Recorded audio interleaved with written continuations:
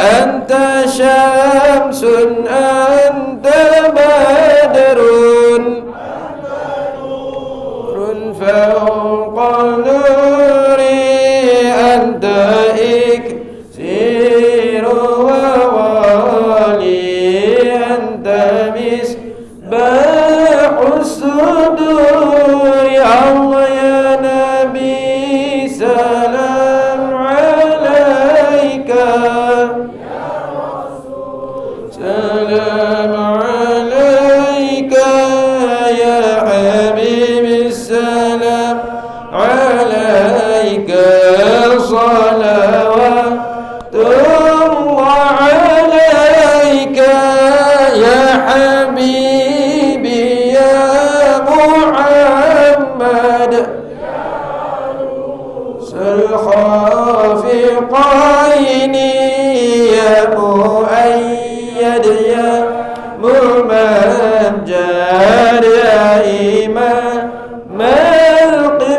القبلتين الله يا نبي سلام عليك يا رسول سلام عليك يا حبيبي السلام عليك صلوات الله عليك من رأى وجهك يسعد يا كريم الوالدين حوضك صافي المبرد يدنا يوم النشور الله يا نبي سلام عليك يا رسول سلام عليك يا حبيبي السلام عليك صلوات الله عليك علم السر وأخفى مستجيب دعوات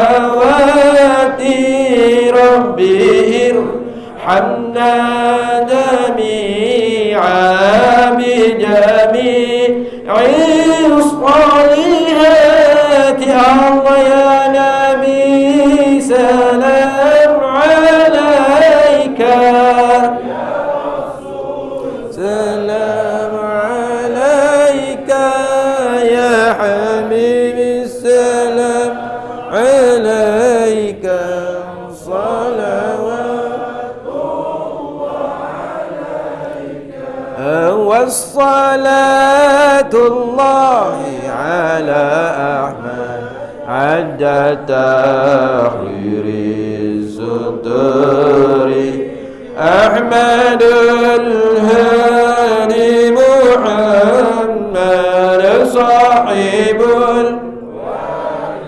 المنير يا الله يا نبي سلام عليك يا رسول سلام عليك يا حبيبي السلام عليك صلوات الله عليك اللهم صل وسلم وبارك عليه وعلى آله صلى الله عليه وسلم عليه.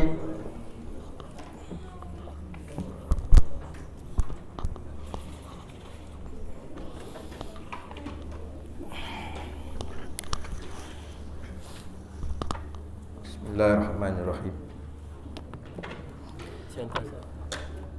Alhamdulillahirabbil alamin.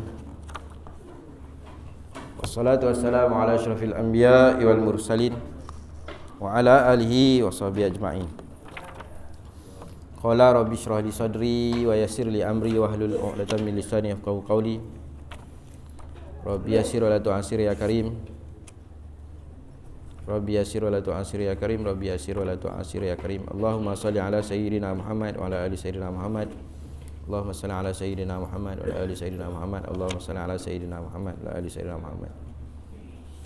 Assalamualaikum warahmatullahi wabarakatuh. Tuan-tuan, puan-puan yang dirahmati Allah Subhanahu Wa Taala, alhamdulillah pertama sekali bersyukur kepada Allah Subhanahu Wa Taala kerana pada pagi ini dapat kita sama-sama hadir ke surau ni untuk menunaikan solat subuh berjemaah, kemudian dapat kita luangkan waktu. Allah beri kita kelapangan waktu untuk duduk dalam satu majlis ilmu, mana kita mulakan majlis kita pada pagi subuh ni dengan selawat ke atas baginda Nabi sallallahu alaihi wasallam. Jadi kita sambung kitab Bahrul Mazi juzuk yang kedua, bab yang ke-11, muka surat 45. Jadi saya ada edarkan tabung untuk surau Asy-Syafi'i Sekolah Kebangsaan Seberang Batu Ampar, yang mana hari Jumaat minggu depan kami akan buat program Maulid juga. Jadi siapa nak menyumbang, silalah sumbang. Mudah-mudahan sumbangan tuan-tuan memberi manfaat kepada kami, anak-anak kita. Kita tengok bab yang ke-11, bab maja'a fi karahiyatin naumi qabla al-isya' wal wasamri ba'daha. Bab yang telah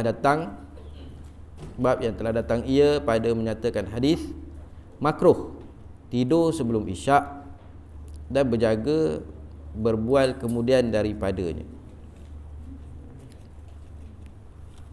Kita nak tengok hadis larangan makruh lah, tidur sebelum isyak, lepas maghrib, lepas tu nak tunggu isyak tu tidur. An Abi Barzata qala kana Nabi sallallahu alaihi wasallam yakrahu an-nauma qabla al-isya wal haditha ba'daha. Hasan sahih daripada Abi Barzah, katanya adalah Nabi sallallahu alaihi wasallam benci ia akan tidur sebelum isyak dan berbual kemudian daripadanya. Hasan sahih. Ketahuilah kiranya ya saudaraku, adalah dalam bab ini akan diterangkan oleh Tirmizi dua masalah, iaitu masalah tidur sebelum isyak dan berbual kemudian daripadanya, dan telah dikeluarkan akan hadis yang menunjukkan tegah kedua perkara itu. Demikian bunyinya. An Abi Barzata qala kana Nabi sallallahu alaihi wasallam yakrahu nauma qabla al-isya'i wal haditha ba'daha. Diriwayatkan daripada Abi Barzah, katanya adalah Nabi sallallahu alaihi wasallam benci ia akan tidur sebelum sembahyang isyak, benci ia akan berbual-bual kemudian daripadanya, kemudian daripada isyak. Kata Abu Isa, dan pada bab ini ada riwayat daripada Siti Aisyah, Abdullah bin Mas'ud dan Anas. Katanya lagi, bermula hadis Abi Barzah ini ialah hadis hasan lagi sahih, dan ada dikeluar oleh Imam Bukhari dan Muslim dalam sahihnya. Masalah daripada hadis ni tadi, kita baca hadis ni tadi, maknanya Nabi benci tidur sebelum isyak tu. Kemudian dah habis sembahyang isyak tu berbual-bual. Jadi pengarang kitab ni, Syekh Idris Al-Marbawi, membawa pula masalah daripada hadis ni tadi untuk kita faham sama-sama. Masalah tidur sebelum isyak dan hukumnya. Kata Abu Isa Tirmizi, dan sesungguhnya telah dimakruhkan oleh kebanyakan daripada ahli ilmi akan tidur dahulu daripada sembahyang isyak dan berbual kemudian daripadanya, dan telah memudahkan dan mengatakan tiada mengapa yang demikian itu oleh setengah daripada mereka. Setengah di kalangan dari kalangan ulama kata makruh. Maknanya berdasarkan hadis ni, mana benci. Mungkin ada sebab-sebab tertentu lah, kan? Mungkin boleh menyebabkan terlajak sembahyang isyak, kan? Balik sekarang, tapi biasa jarang lah, jarang berlaku. Lebih-lebih lagi kawasan kita ni, surau kita ni tak berlaku lah, sebab kita antara maghrib dengan isyak tu program kita penuh, kan? Penuh dengan majlis ilmu. Tak ada masa dah kita nak balik rumah nak tengok berita. Bukan zaman dulu lagi dah balik tegeh-tegeh nak tengok berita. Sekarang ni berita semua ada kat tangan. Dan telah berkata Abdullah Al-Mubarak, kebanyakan hadis memakruhkannya dan mengharuskan oleh setengah daripada mereka itu tidur sebelum sembahyang isyak dalam bulan Ramadan. Jadi kalau walaupun dalam hadis ni dibenci, tapi tak adalah sampai tahap haram, makruh. Makruh ni pun perkara yang dilarang juga, tapi tak adalah sampai berdosa. Dan mengharuskan oleh setengah daripada mereka itu tidur sebelum isyak di dalam bulan Ramadan. Dalam bulan Ramadan mungkin keletihan kan, betul nak prepare untuk qiyamul lail. Dan adalah sebab makruh tidur sebelum isyak itu kerana takutkan tiada bangun oleh sangat nyenyak. Tidurnya kerana letih bekerja siang hari, maka boleh jadi habis waktu isyak dengan ketiadaan sembahyang. Dia setiap satu hukum ni kadang-kadang dia ada dia punya elah dia, sebab dia kan. Takut terlajak. Kata Kastalani boleh juga tidur kalau diwakilkan siapa pun bangunkan dia daripada tidurnya. Sebab tu dia ada elah dia. Sebab apa? Sebab takut terlajak. Terlajak sampai tak sembahyang isyak, sudah-sudah dah subuh. Tapi kalau ada orang yang kita wakilkan, isteri kita contohnya, abang tidur tak larat dah kat surau tadi waktu maghrib tersengguk-sengguk, balik tidur sekejap, pesan kat isteri bangun, kejutkan untuk solat isyak, tu tak lain lah, keletihan. Kata Nawawi telah berkata ulama, dan memula sebab makruh tidur dahulu daripada sembahyang isyak ialah kerana membawa akan dia bagi luput waktu dengan sebab menyedar, nyenyak amat, atau kerana luput waktu ikhtiar dan afdal, dan pula supaya jangan bermudah-mudahan dan tiada ambil berat orang yang pada yang demikian itu. Maka tidur mereka itu sampai meluput akan sembahyang jemaah isyaknya. Sampai terluput sembahyang jemaah isyaknya. Tapi kalau kita tengok dalam bab lain pula, kalau dalam keadaan mengantuk kita sembahyang pun makruh. Sebab bila kita mengantuk, bila kita dalam keadaan kelaparan, lapar sangat, kita sembahyang menyebabkan fokus sembahyang kita tu lari. Sebab sembahyang ni, roh pada sembahyang itu khusyuk. Tiba-tiba kita sembahyang, kita ingat nasi contohnya kan, makruh. Selesaikan dulu urusan tu. Kalau dihidang lauk dah dihidang, nasi dah dihidangkan dulu kan, kita sembahyang depan hidangan contohnya, makruh. Jadi dia ada sebab. Sebab apa makruh? Kalau dah dihidangkan tu makruh kita sembahyang. Sebab apa? Sebab nanti hilang khusyuk. Sebab apa makruh tidur selepas maghrib tu? Sebab takut terlajak. Jadi satu tu ada sebab. Kalau sebab tu tak ada lah. Maka setengah daripada ulama memakruhkan itu daripada sahabat Nabi, iaitu Sayyidina Umar Al-Khattab dan anaknya Ibnu Abbas dan lainnya daripada mereka itu daripada salaf, Malik dan ashab kita radhiyallahu anhu ajma'in, dan telah mengharuskan padanya oleh Sayyidina Ali, Ibnu Mas'ud dan segala ulama Kufah radhiyallahu anhum ajma'in. Dan telah berkata As-Sahawi, diharuskan tidur dengan syarat ada serta orang yang menjagakan dia, dan diriwayatkan oleh Ibnu Umar radhiyallahu anhuma seumpamanya. Wallahu a'lam. Jadi hadis ni selesai. Cerita dia ada hadis makruh sembahyang selepas maghrib sementara nak menunggu waktu isyak tu. Sebab dia ada sebab, takut terlajak. Kalau tak ada sebab tu harus, tak ada masalah. Bab yang ke-12. Kalau macam kita tidur kat surau ni kan, waktu kuliah tu, tu ada orang kejut. Bangun. Dah habis, kuliah dah habis. Tu tak ada masalah. Bab yang ke-12. Bab maja'a min rukhsati fis samri ba'dal isya. Bab yang telah datang ia daripada hadis kelulusan pada berbual kemudian daripada sembahyang isyak. Tadi hadis ni dilarang tidur, lepas tu berbual selepas dia.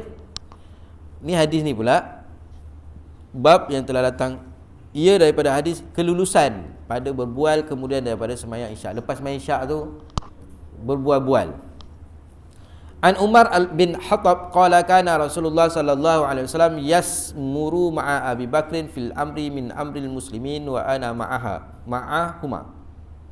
Hadis hasan daripada Umar bin Khattab, katanya adalah Rasulullah sallallahu alaihi wasallam berbual malam ia serta Abi Bakar pada suatu pekerjaan daripada pekerjaan muslimin, dan aku serta keduanya.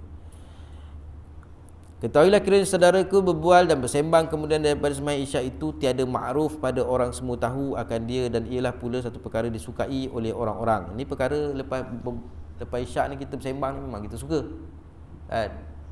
Sembang sambil berdiri atas motor tu pun sembang lama. Sembahyang sunat isyak malas sebab tak malas nak berdiri tu. Tapi kita sembang kat motor tu punya dah setengah jam dah kita berdiri kan. Perkara disukai oleh, maka dengan hadis yang dikeluarkan oleh Tirmizi ini dapat diketahui akan hukum berbual yang baik. Kemudian daripada sembahyang isyak itu diluluskan, dia akan diharuskan dia. Dengarlah hadis demikian bunyinya. Yang bab ke-12 tadi, Nabi benci tidur lepas maghrib tu, nak menunggu isyak tu, sementara sebelum sembahyang isyak tidur, dan berbual selepas dia tu. Hadis ni pula diluluskan pula. An Umar Al-Khattab qala kana Rasulullah sallallahu alaihi wasallam yasmuru ma'a Abi Bakrin fil amri min amril muslimin wa ana ma'ahuma.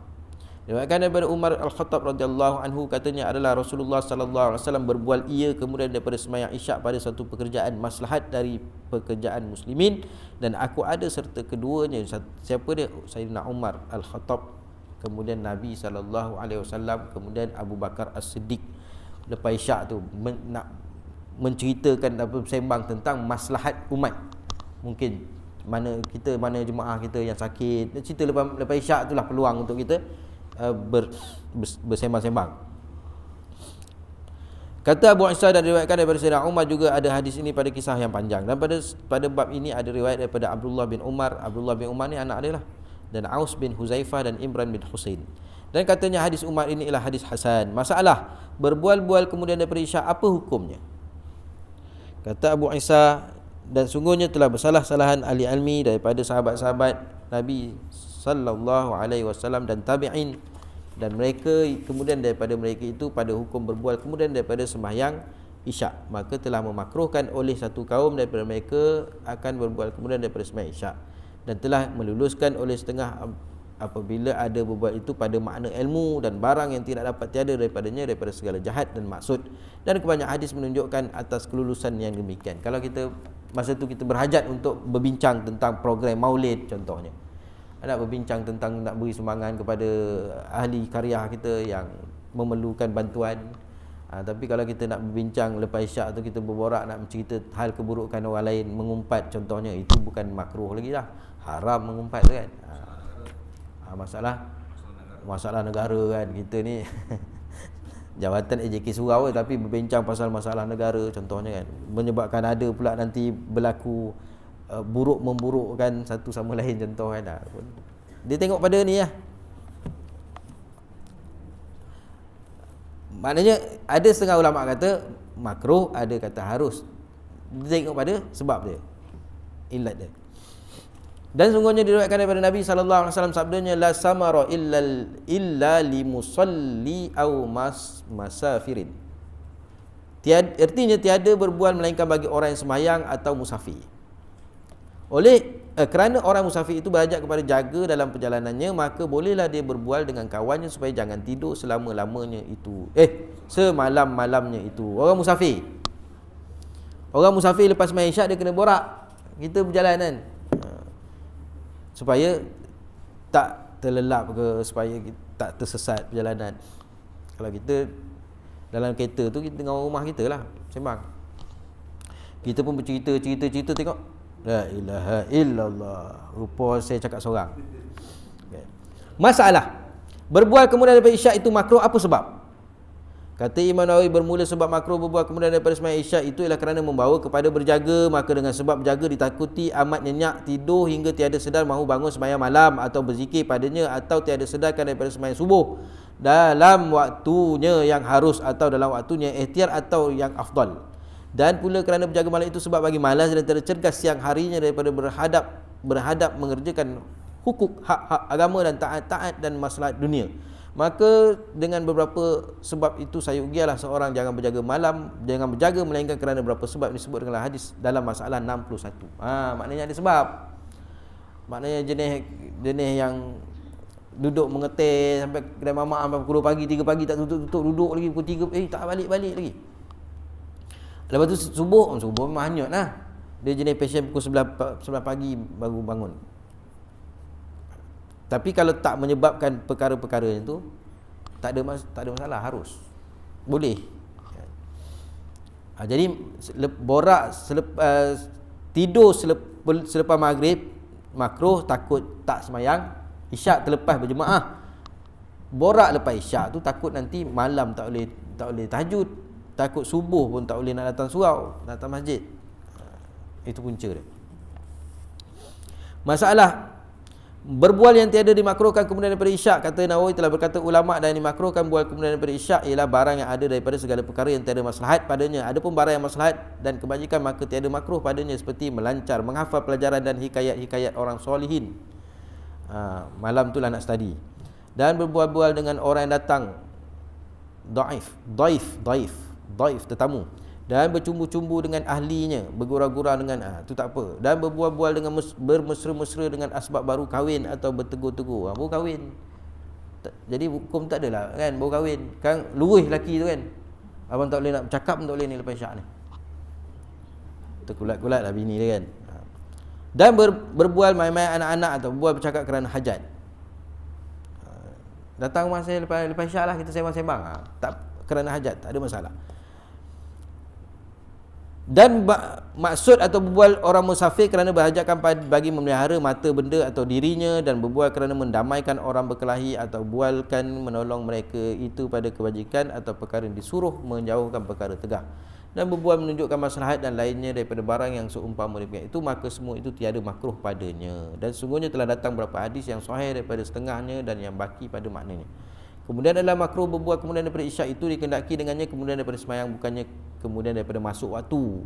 Lepas semayang tu, bukan lepas masuk waktu isyak, lepas semayang isyak. Dan ittifaq ulama atau berbual itu makruh kemudian daripadanya, melainkan barang yang ada padanya kebajikan, seperti barang yang disebutkan itu. Wallahu a'lam.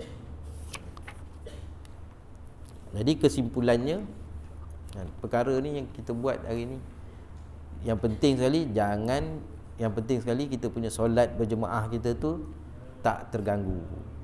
Maknanya pentingnya menjaga solat berjemaah tu. Sampai kan Nabi tak larang, Nabi benci tidur lepas maghrib tu, borak selepas isyak tu sampai kan subuh kan tak ada muka. Borak semalam kami rancak cerita kan, perempuan. Lepas Maulid Rasul, penceramah, perempuan sembang berceramah kan. Kita pun lepas Maulid Rasul tu bersembang pula, perempuan tengok subuh dah tak datang. Marahlah. Jadi benda perkara tu Nabi tak suka. Bab yang ke-13, bab majaa fi waqtil awwali min fadli. Bab yang telah datang ia pada menyatakan hadis waktu yang pertama daripada kelebihan. An Ali bin Abi Talib anna Nabi sallallahu alaihi wasallam qala lahu ya Ali salasun la tuakhirha salatu iza anta wal janazatu iza hadarat wal ayyimu iza wajadta laha kufwan. Gharib Hasan. Daripada Ali bin Abi Talib bahawasanya Nabi sallallahu alaihi wasallam bersabda baginya, hai Ali, ada 3 perkara jangan engkau takhirkan dia, sembahyang apabila datang waktu. Ni perkara yang Nabi ingatkan kita, 3 perkara ni jangan kita lewat-lewatkan.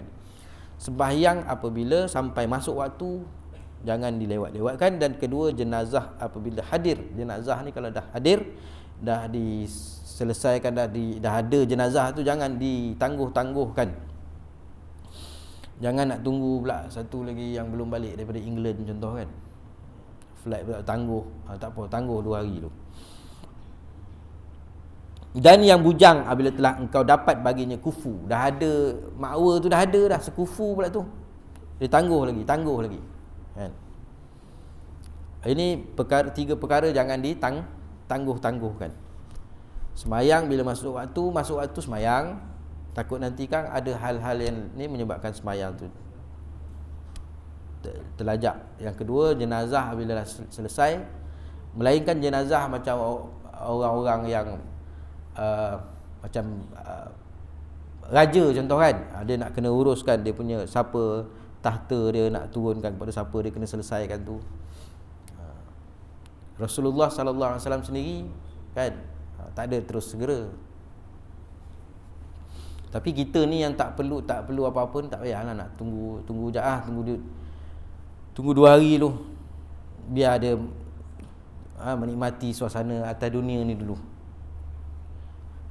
Kalau jenazah tu jenazah orang yang soleh, dia segera dia nak supaya dikebumikan. Sebab jenazah orang yang soleh, dia nak cepat-cepat sekabut duduk dunia ni, dia nak cepat-cepat masuk, nak dikebumikan, nak berpindah daripada satu alam ke alam yang lain, nak masuk ke taman-taman syurga, raudatu min riyadil jinan. Tapi kalau jenazah tu orang yang bukan orang yang soleh, orang jahat-jahat ni, buat apa nak simpan sampai 2-3 hari, tak ada faedah.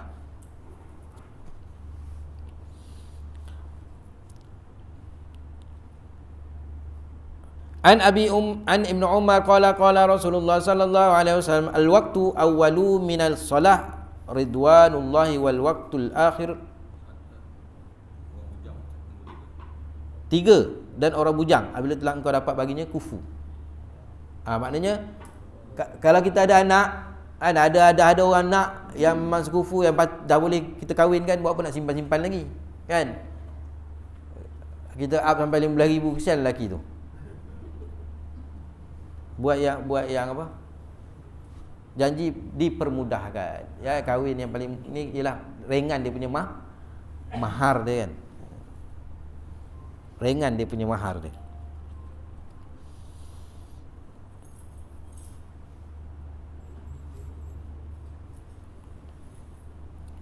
Tapi sekarang ni kadang-kadang masa zaman arwah Imam Rahim kan, kadang saya terlibat untuk sebagai saksi. Dia minta kalau ada perkahwinan kan. Jadi bila kita tahulah orang ni berapa ribu, tapi standard yang selama saya ni kat taman kita ni 15,000, 12,000, 12,000, itu biasalah sekarang ni. Tapi kalau ada yang boleh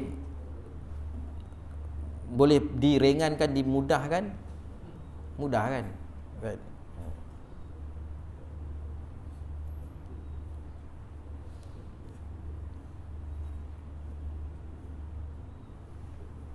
Kalau mampu tak ada masalah, kan? Bukan apa, takut apa. Ni semua ni ada dia punya sebab dia. Macam bujang dia simpan lagi, dia dah ada makwa dah. Kita kata, kita pula tunggu dulu. Alah, nanti ada perkara-perkara yang tak baik lah, kan?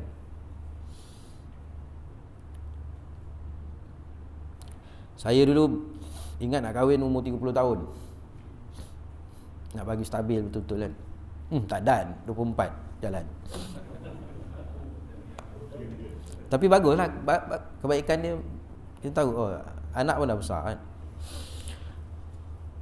Seterusnya an Ibnu Umar qala Rasulullah sallallahu alaihi wasallam al-waqtul awwalu minas salati ridwanullahi al-waqtul akhiru ghaf wallah. Daripada Ibnu Umar katanya, Ibnu Umar ni maknanya anak Sayyidina Umar, Abdullah bin Umar.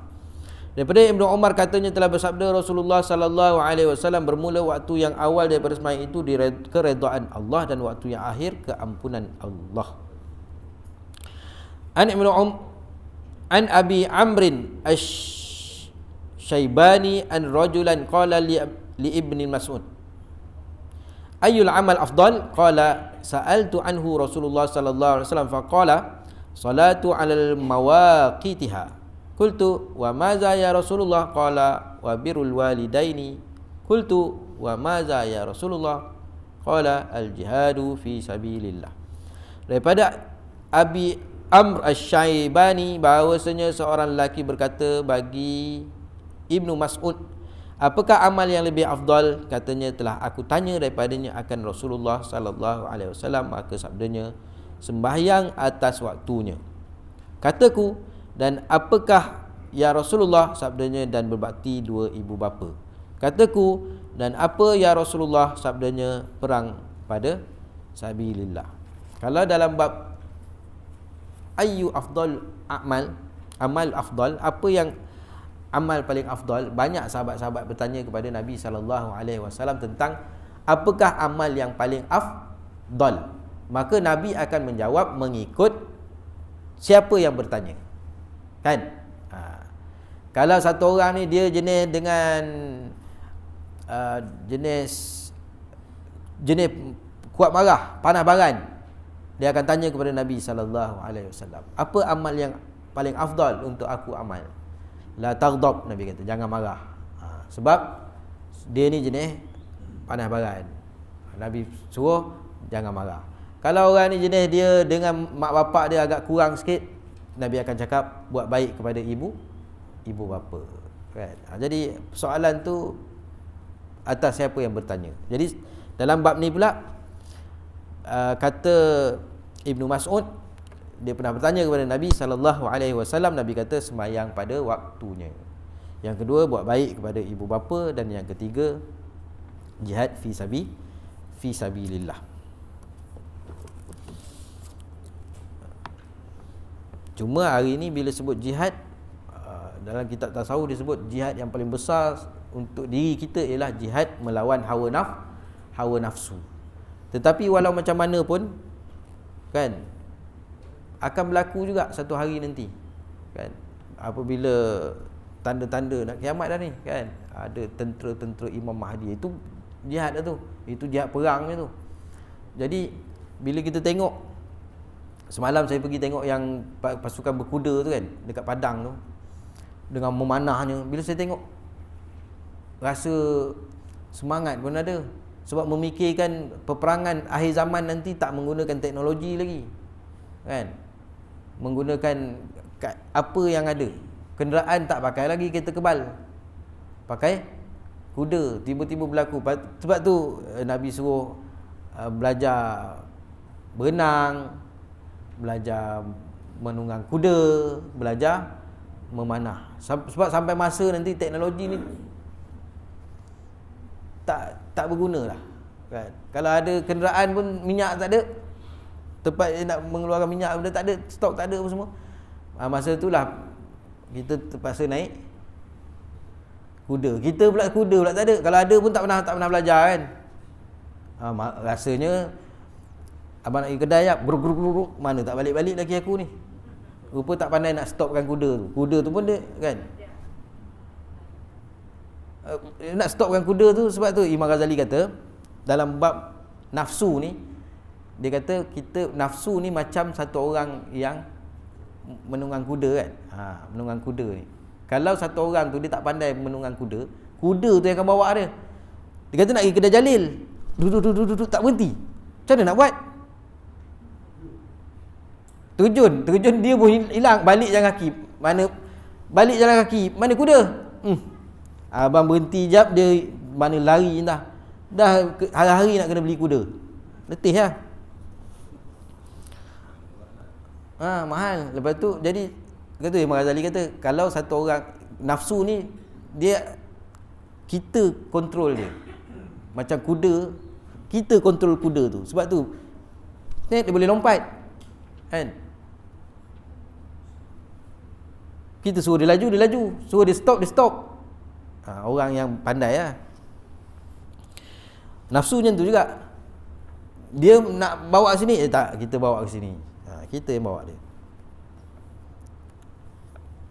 Jadi saya tengok dekat tu, semangat tu ada. Semangat tu memanah.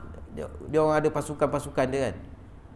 Daripada mana-mana banyak. Maknanya kita ni tak ambil tahu sangat, tapi rupanya ada pasukan-pasukan yang sangat aktif. Ada satu perempuan tu, dia bawa kuda sambil dia bawa pedang, kan.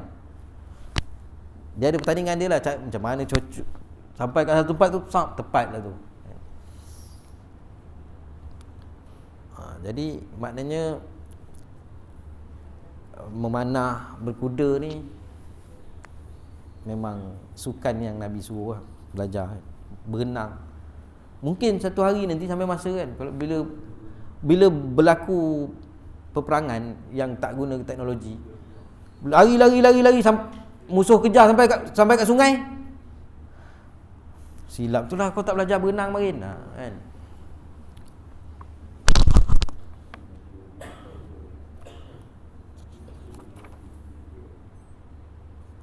Jadi kat Padang tu ada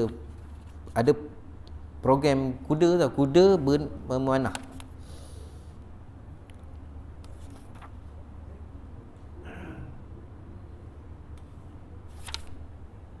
Ketahuilah kiranya saudaraku adalah semayang itu ada bagi tiap-tiap waktu. Semayang ni ada waktu-waktu dia. Masa yang afdal semayang ialah awal waktu, sebagaimana kenyataan daripada hadis-hadis yang sahih yang dikeluarkan oleh Tirmizi. Demikian daripada bunyinya, an Ali bin Abi Talib anna Nabi sallallahu alaihi wasallam qala lahu ya Ali, diriwayatkan daripada Sayyidina Ali bin Abi Talib radhiyallahu anhu bahawasanya Nabi sallallahu alaihi wasallam bersabda, ya hai Ali, salasun la tuakhirha, 3 perkara jangan engkau takhirkan dia. Kerana jikalau takhirkan, nescaya mendapat rugi besar atau mendatangkan kemudaratan atau beroleh kemaluan dan lainnya malu.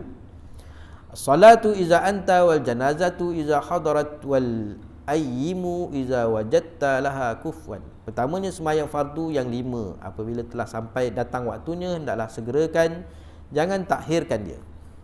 Dan kedua, mayat apabila telah hadir ia, maka hendaklah tanamkan dengan segera dan tak usahlah nanti-nantikan, takhirkan. Yang ketiga, perempuan bujang, janda atau dara apabila telah engkau dapat sepatut orang baginya, hendaklah nikahkan. Kata Abu Aisyah bermula hadis ini hasan lagi gharib. Masalah waktu yang 8 apa dia? Ya saudaraku, telah berkata ulama Asy-Syafi'iyah bahawasanya segala waktu sembahyang itu terbagi kepada 8 bahagi. Pertama, waktu fadilah. Kedua, waktu ihtiyar. Ketiga, waktu jawaz. Keempat, waktu haram. Kelima, waktu darurah. Keenam, waktu idrak. Ketujuh, waktu uzur. Kelapan, waktu harus dan makruh. Waktu fadilah ni waktu yang paling utama. Jadi sembahyang ni waktu yang paling afdal ialah awal waktulah. Yang kedua, waktu ikhtiar, iaitu telus sembahyang di permulaan, daripada mula sampai habis tu waktu yang boleh sembahyang ni, waktu ikhtiar. Waktu jawaz harus sembahyang waktu tu dan tak makruh. Kemudian yang keempat, waktu haram sembahyang. Kelima, waktu terpaksa. Keenam, waktu idrak. 7, waktu uzur. Yang ke-8, waktu harus tapi makruh. Maka 8 waktu bahagi sembahyang ini diterangkan satu-satu dengan tafsil secara terperinci dan diperbuat dia masalah juga. Terperinci. Panjang ni. Masalah ke-64. Masalah waktu fadilat bagi sembahyang dan mengenalnya. Kata ulama, bermula waktu fadilah ialah daripada awal waktu sampai lalu kadar 3/6 daripada saatnya secara falak. Dan sebab dinamakan waktu fadilah kerana dalamnya lebih afdal daripada sembahyang pada baki waktu yang kemudian daripadanya. Maka waktu fadilat itu ada maujud pada sekalian waktu yang 5. Sembahyang maghrib pun ada waktu fadilat dia, waktu sembahyang subuh pun ada waktu yang afdal, waktu awal waktu tu. Sampai mana? Bermula waktu fadilat itu ialah daripada awal waktu sampai lalu daripadanya kadar 3/16 saatnya cara falak. Kira lah sendiri 3, maknanya awal waktu lah 3/16 saatnya. Maknanya daripada 3 daripada 16 tu masih tak banyak lah kan, waktu awal waktu tu. Masalah waktu ikhtiar bagi sembahyang dan mengenalnya, kata ulama, bermula waktu ikhtiar ialah daripada awal sampai kekal daripada kadar lulus sembahyang. Maka sembahyang dalam sepanjang-panjang waktu ikhtiar itu afdal ia daripada barang yang kemudian dan kurang afdal daripada barang yang dahulu yang dinamakan waktu ikhtiar kerana lebih rujhannya atas barang yang kemudian. Maknanya waktu ikhtiar ni waktu yang boleh sembahyang lah, daripada awal sampai itu. Waktu ikhtiar ni daripada awal sampai kekal kadar lulus sembahyang. Kadar lulus sembahyang, boleh sembahyang sempat walaupun sempat takbiratul ihram. Maknanya boleh lagi waktu ikhtiar tu. Maka sembahyang dalam sepanjang-panjang waktu ikhtiar itu afdal daripada barang yang kemudian.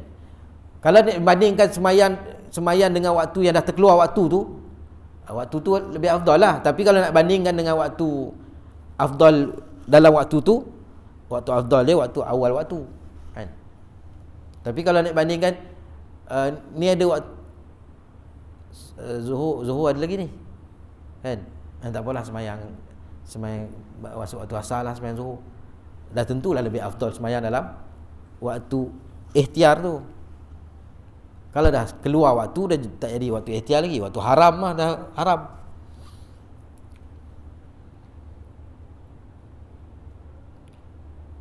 Penghabisan ini pada waktu zuhur ialah manakala tinggal kadar semayangnya saja, dan penghabisan pada asar jadi bayang-bayang tiap satu itu dua seumpamanya.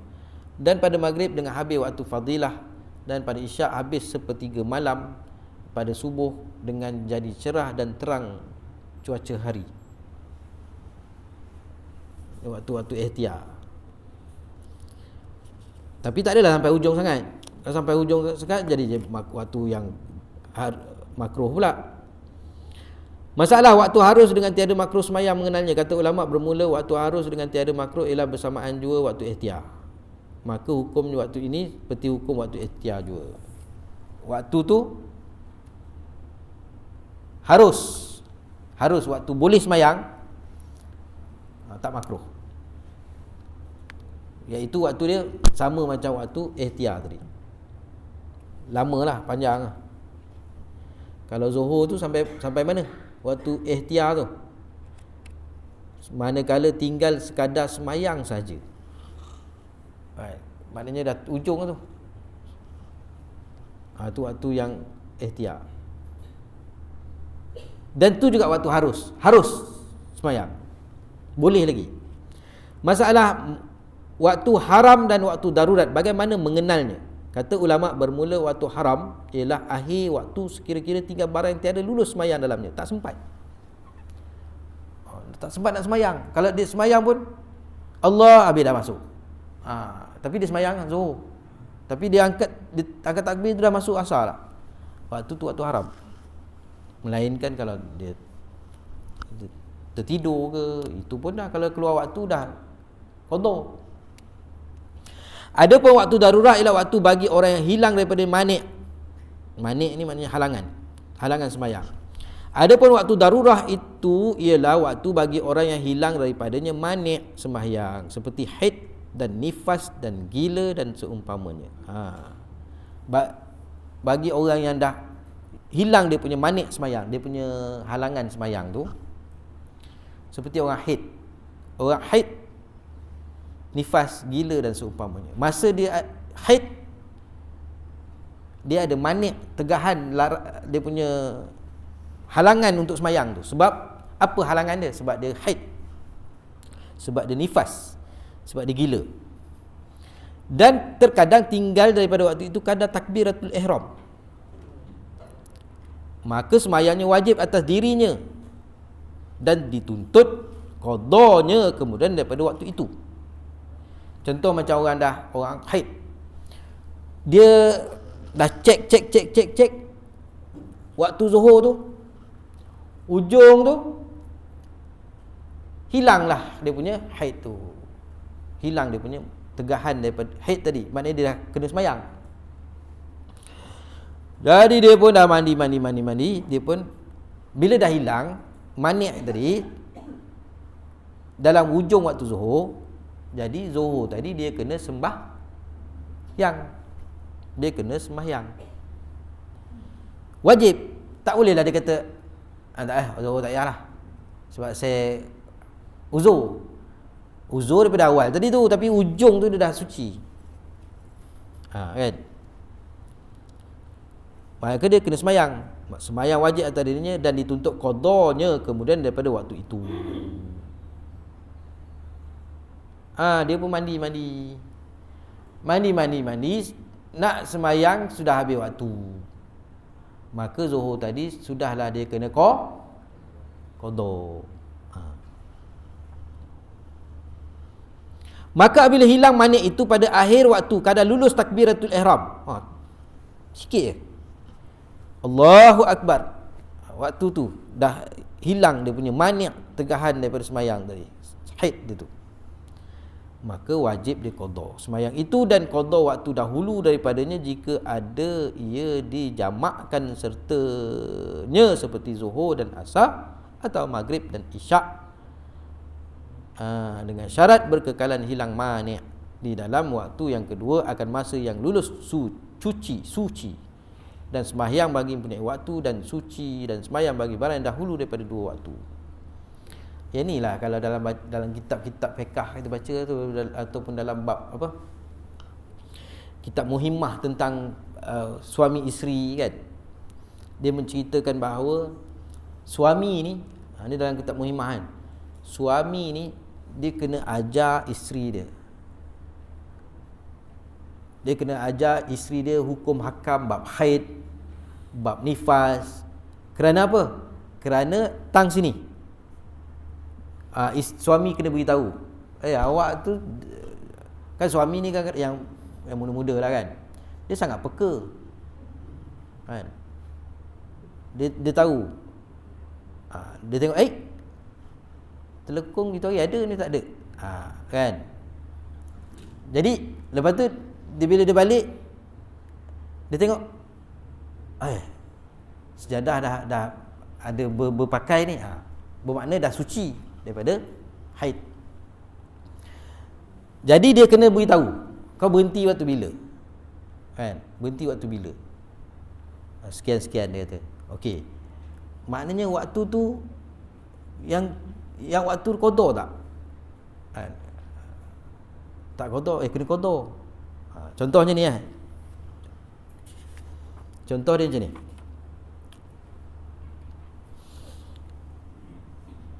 Maka kita ambil, maka sembahyang wajib atas dirinya dituntut qada kemudian daripada waktu itu.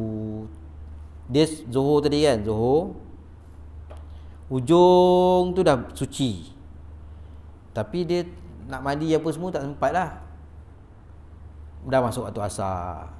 Zuhur tadi kena qada. Sama juga orang perempuan kadang-kadang masa tu dia masih lagi suci, tiba tengok Hindustan pukul 4 baru habis Hindustan kan. Kalau nak sembahyang tengok dah tak boleh. Tapi sebelum tu ada tu. Sebelum tu sepatutnya dia boleh sembahyang tadi. Bila hilang manik tadi, akhir waktu lulus untuk takbiratul ihram, jadi dia tak sempat, wajib dia qada sembahyang itu dan qada waktu dahulu daripadanya. Kalau itu kalau Zuhur lah. Tapi kalau asar ujung waktu asar tu tengok-tengok dah hilang haid, maka dia kena qada sembahyang. Sembahyang, kalau dia sempat sembahyang asar, sembahyang asar. Tapi yang Zuhur tadi tu dia kena qada. Maka apabila hilang manik itu pada akhir waktu kadar lulus takbiratul ihram, wajib qada sembahyang itu dan qada waktu yang dahulu daripadanya jika ada ia dijamakkan, seperti Zuhur dan Asar, Maghrib dan Isyak. Padahal waktu Zuhur tadi dia masih haid, waktu Asar tu dia hilang ujung tu. Kalau waktu asar tu dia tak sempat mandi, dia sembahyang asar tu dalam waktu maghrib, qada. Asar tu qada, Zuhur pun qada. Tapi kalau sempat mandi, asar tu adaan, tak payah qada. Zuhur tu qada. Sebab dua waktu ni dua waktu yang boleh dijamakkan bagi orang musafir ataupun tak musafir pun sebab hujan. Orang yang sakit, yang dia ambil sembahyang kan nak kena ambil 2-3 kali. Itu pun ulama kata kalau boleh tak jamak, kalau orang sakit ni lah, kalau boleh dengan satu wuduk tu, awal waktu dengan ujung waktu pun tak, ujung waktu dengan awal waktu pun tak apa. Tapi setengah-setengah macam orang yang doktor, waktu tu dia terpaksa jamak tanpa qasar. Jadi waktu tu kalau kita musafir pandai pula kita jamak kan. Tapi waktu untuk kita ganti tak nak pula kita qada. Jadi untuk yang ni kita tangguh dululah, sebab panjang ni dia punya ni. Dia punya bab ni nak kena bagi betul-betul faham lah. Sebab senang kita nak beritahu anak-anak dan isteri kita berkaitan dengan waktu yang kena qada tak qada ni. Sebab ni bab sembahyang. Sebab dalam kitab Muhimmah kata ni tanggungjawab suami, kena terangkan kepada isteri dan anak-anak Tapi kalau kita tak mampu nak terangkan, maka wajib pada isteri tadi, kalau ada kelas-kelas berkaitan dengan ni, suami tak boleh halang. Nak pergi surau buat apa, nak belajar buat fardu ain, jangan ngada-ngada, tak boleh, berdosa. Sebab kita tak boleh nak ajar, lepas tu kita halang dia pula untuk belajar. Kita berhenti sampai itu, muka surat 53. Tangguh lagi bab tu. A'udzubillahi minasyaitonirrajim. Bismillahirrahmanirrahim. Alhamdulillah. Ya.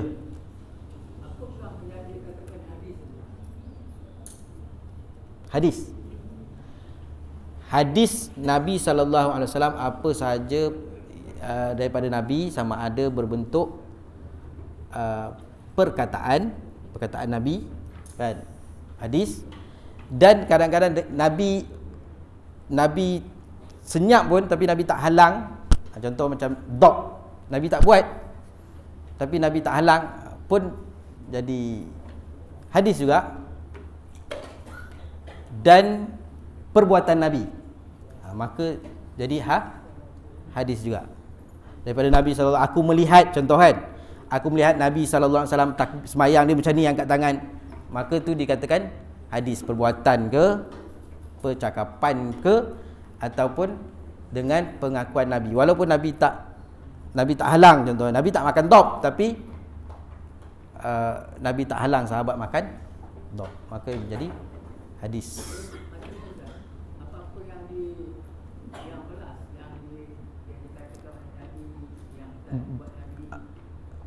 Tapi yang semalam saya terkonfus sikit bila semalam pengajian malam, bila cakap pasal tanda-tanda Nabi kan. Tanda-tanda kenabian. Tanda kenabian yang dalam punya sudah, yang dia bukan Nabi yang bercakap, tapi yang dikisahkan oleh orang lain. Dia macam mana ke? Dia saya rasa macam keliru sikit. Kitab Syama'il lah. Kitab Syama'il kan, contoh cerita tentang tubuh badan Nabi, kan.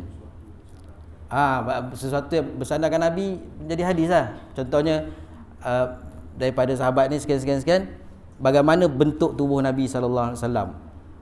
Maknanya bersandarkan apa yang terdapat pada Nabi sallallahu alaihi wasallam juga dikatakan hadis Nabi sallallahu alaihi wasallam. Maknanya bukan mesti yang apa yang diucapkan oleh Nabi lah. Bukan semata-mata apa yang diucap, bukan semata-mata apa yang dibuat, dengan daripada apa yang bersandarkan kepada Nabi sallallahu alaihi wasallam, maka hadis. Macam Syama'il tu memang cerita tentang uban Nabi, cerita tentang khatam nubuah, cerita tentang macam mana janggut Nabi, berapa helai uban, semua tu. Itu semua bukan Nabi sendiri cerita, kan. Sahabat telah melihat Nabi. Macam tu lah kat bab semayang. Bab semayang pun cara takbir apa semua kan, bukannya Nabi cerita takbir macam ni. Sahabat, aku melihat Nabi sallallahu alaihi wasallam macam ni. Begitu juga dengan bab kunut. Imam Syafi'i ambil ujung-ujung Nabi sallallahu alaihi wasallam semayang, Nabi subuh, Nabi kunut. Jadi bukan Nabi kata kunut sekian-sekian. Kalau tu hadis juga, tapi kuat.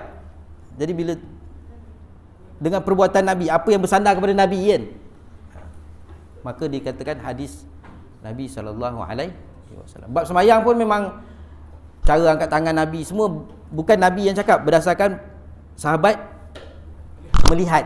Tubuh badan Nabi pun macam tu juga, bukan Nabi cakap. Badan Nabi aku buncit tak?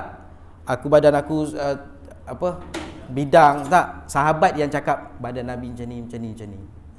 Maka jadi juga hadis Nabi sallallahu alaihi wasallam. Wallahu a'lam. A'udzubillahi minasyaitonir dah doa belum? A'udzubillahi minasyaitonir rajim. Bismillahirrahmanirrahim. Alhamdulillahirabbil alamin wassalatu wassalamu ala asyrafil anbiya wal mursalin wa ala alihi washabihi ajma'in. Allahumma arinal haqqan haqqan warzuqna ittiba'ahu wa arinal batila batilan warzuqna ijtinabah. Allahumma ya muqallibal qulub tsabbit qulubana ala dinika wa ta'atik. Wa sallallahu ala sayyidina Muhammad wa ala alihi washabihi wa baraka wa sallam. Alhamdulillahirabbil alamin. Assalamualaikum warahmatullahi wabarakatuh.